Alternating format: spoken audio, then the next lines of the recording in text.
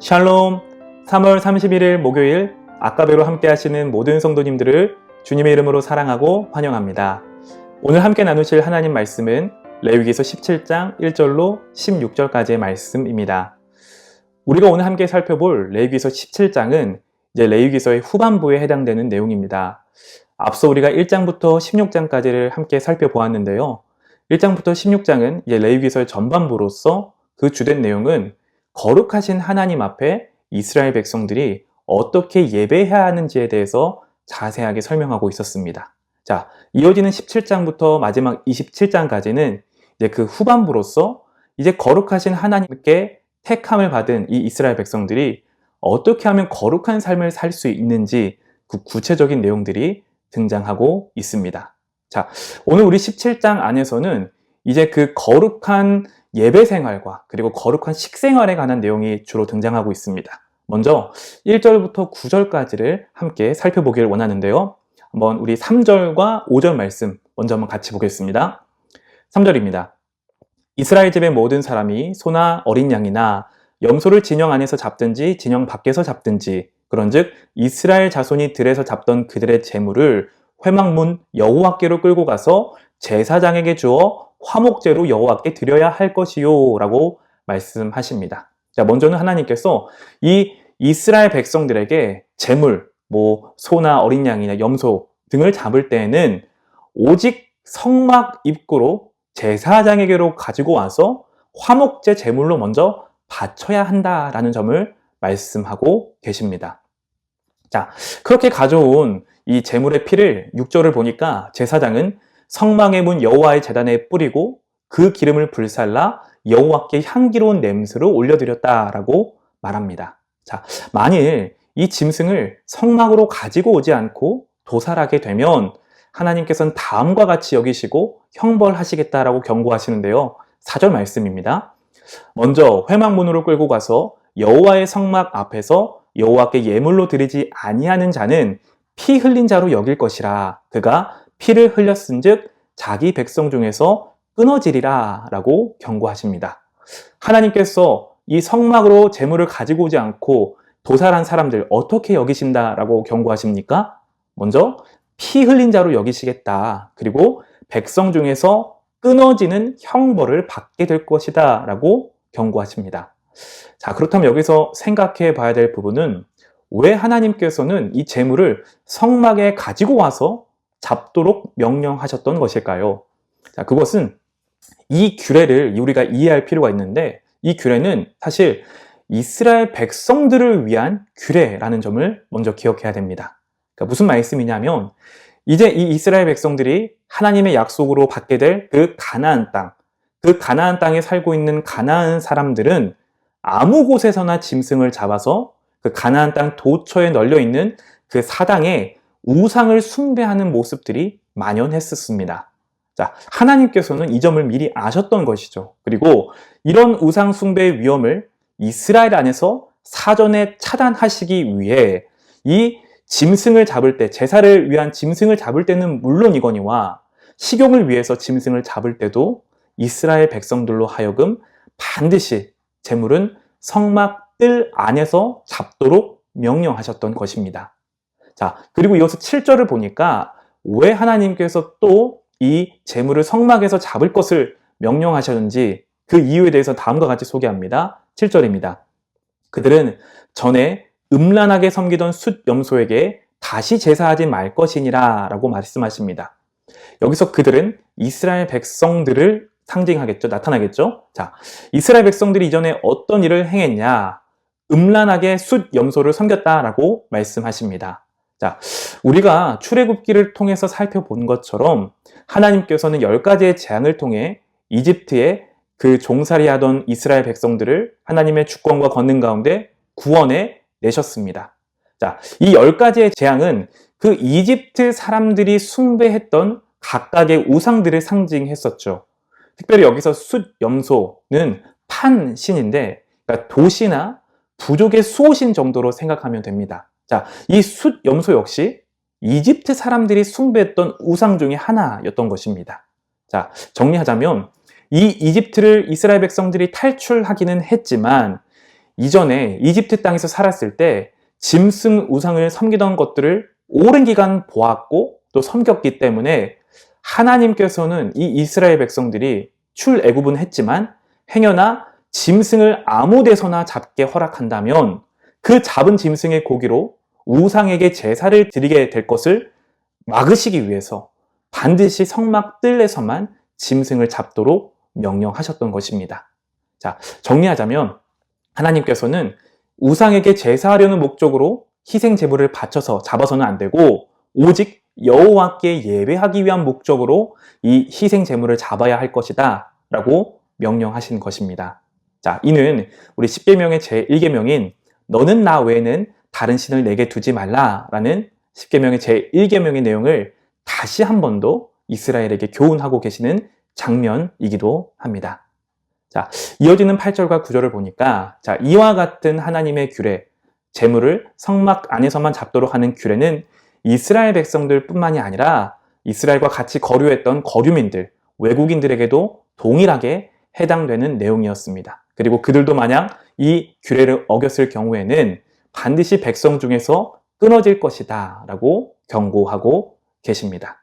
자, 이 17장의 두 번째 부분인 10절부터 16절까지는 이런 내용입니다. 거룩한 식생활에 관한 내용이 등장하고 있고요.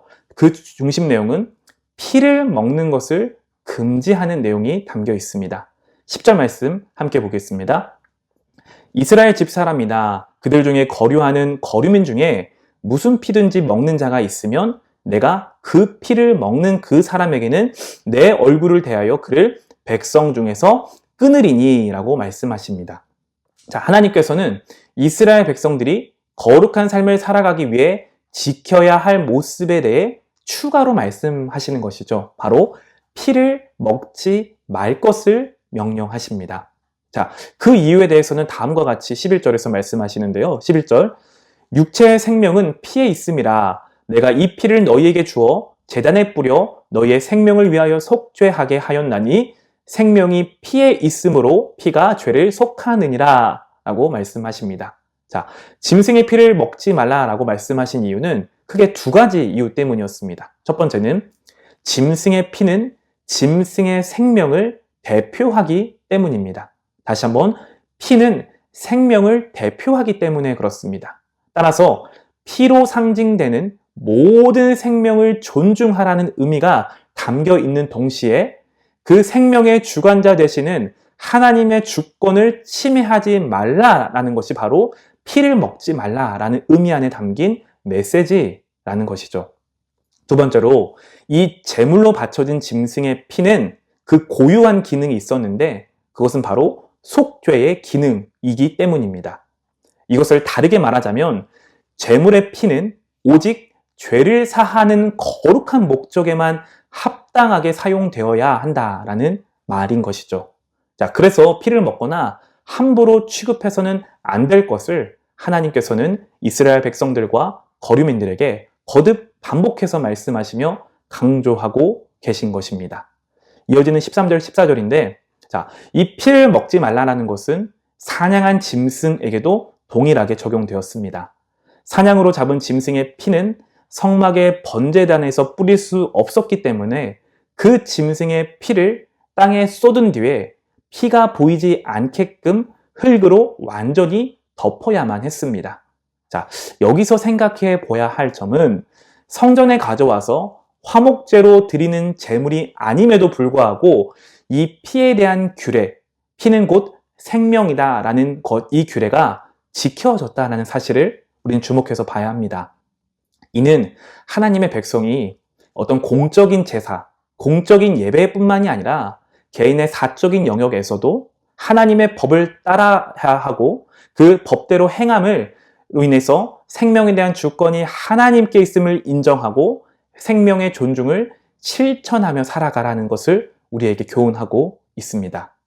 마지막 이어지는 15절, 16절을 보시면 이제 피를 먹지 말라는 것은 죽은 짐승들에게도 동일하게 적용되었습니다. 자, 자연사한 짐승이나 들짐승에게 찢겨 죽은 짐승의 고기를 먹게 된다면 부정하게 되었는데, 자, 그것을 먹은 자는 이스라엘인이나 거류민이나 모두 옷을 빨아야 했고, 그리고 물로 몸을 씻으며 그 안에 있었던 잠재적인 모든 부정함을 제거해야 한다라고 말씀하십니다. 지금 이 아까베로 함께 하시는 모든 성도님들, 우리는 오늘 말씀을 이렇게 적용하고 마치고자 합니다. 첫 번째로, 피는 생명을 상징한다는 점, 그래서 속죄의 기능을 나타내는데 이것은 곧 그리스도의 대속적인 죽음을 가리키고 있음을 우리는 먼저 기억해야만 합니다. 자, 예수님께서는 이 십자가의 죽음을 앞두시고 제자들과 최후의 만찬을 하시면서 자신의 죽음, 예수님의 그 피의 의미에 대해 다음과 같이 제자들에게 소개하십니다. 마가복음 14장 24절입니다. 이르시되 이것은 많은 사람을 위하여 흘리는 나의 피, 곧 언약의 피니라 라고 말씀하십니다. 히브리서 9장 22절은 이렇게 말합니다. 율법을 따라 거의 모든 물건이 피로써 정결하게 되나니 피 흘림이 없은즉 사함이 없느니라 라고 말씀하십니다. 말씀처럼 육체의 생명은 피에 있다는 점, 그리고 피를 흘림으로써 죄를 속할 수 있다는 점을 기억해야 합니다. 우리가 무심코 짓는 죄는 생명이라는 커다란 대가를 요구합니다. 자, 우리는 매일의 삶 속에서 십자가 위에서 우리를 위해 대속의 피를 흘리신 예수 그리스도의 그 대속의 은혜를 기억해야만 합니다. 자, 우리를 위해 대속의 피를 흘리신 예수 그리스도께 오늘 하루 우리 마음 깊이 감사를 올려드리고 그리고 죄와 피 흘리기까지 싸워 승리하시는 우리 모든 성도님들 되시기를 축복합니다. 마지막으로 우상에게 제사하려는 목적으로 희생 제물을 잡지 말고 오직 여호와께 예배하기 위한 목적으로 잡으라 라는 그 하나님의 말씀을 우리는 굳게 붙들고 기억해야만 합니다. 자, 이는 곧 오직 여호와, 우리 하나님만을 유일한 신으로 섬겨야 한다라는 점을 저와 여러분에게 교훈하고 있습니다. 오늘 하루 우리는 이 명령을 기억하고 우리의 삶에 적용하고 힘써 지켜야 할 줄로 믿습니다. 혹시 나도 모르게 우리의 삶을 잠식해가는 내 안의 우상들은 과연 무엇입니까? 하나님께서는 오늘 우리에게 요구하고 계십니다. 오직 여호와만 사랑할 것을 우리에게 요구하고 계십니다. 자, 오늘 하루 너는 나 외에는 다른 신들을 내게 두지 말라라는 이 주님의 말씀을 기억하면서 여러분의 생각과 행동과 여러분의 입술에서 나오는 모든 언어 안에 거룩하신 하나님을 닮아 거룩한 하나님의 백성다움이 회복되기를 우리 주 예수 그리스도 이름으로 간절히 축복합니다. 함께 기도하겠습니다. 살아계신 하나님, 오늘도 우리에게 하나님의 말씀을 허락하여 주시니 감사드립니다. 하나님, 오늘도 우리에게 주신 말씀을 붙들고 삶 속에서 적용하며 살아가길 원합니다. 우리를 위하여 대속의 은혜를 흘리신 그 언약의 피 대신 예수 그리스도의 은혜를 기억하며 감사의 고백을 올려드리는 하루 살아가게 하여 주시고 특별히 오늘도 우리에게 베풀어 주신 그 은혜를 기억하며 삶 속에서 거룩하신 하나님을 닮아 우리의 행동과 우리의 언어와 우리의 모든 생각이 거룩하게 구별되어 하나님께 영광 올려드리는 삶 살아갈 수 있도록 은혜 베풀어 주시옵소서. 감사하며 예수 그리스도 이름으로 간절히 기도합니다. 아멘. 오늘도 주신 말씀을 붙들고 승리하는 하루 보내시기를 바랍니다.